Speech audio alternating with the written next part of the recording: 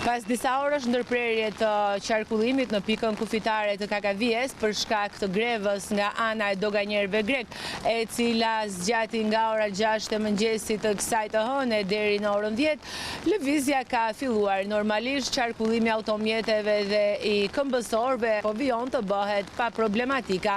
Ndërkohë radha e krijuar gjatë orëve të grevës ishte deri në 500 metër. Në pikën e kalimit kufitar të Kakavijes, para ditën e kësaj të hëne është bllokuar qarkullimi për shkak të grevës së doganjerëve grek. Pala greke ka ndërprer punën duke mos lejuar kalimin e automjeteve, duke nisur nga ora 6 të mëngjesit. Si pasojë, në anën shqiptare ishte krijuar radhë rreth 500 metra e gjatë me automjete që pritën në kufi deri në përfundim të grevës që zgjati 4 orë. Greva nuk preku këmbësorët që kalonin pa bagazhe apo lëvizjet e mjeteve për emergjenca shëndetësore, ndërsa sipas të dhënave të shërbimit kufitar gjatë 24 orëve të fundit u përpunuan gati 6.000 shtetas dhe rreth 2.000 mjete në hyrje dalje me fluks më të lartë drejt Shqipërisë.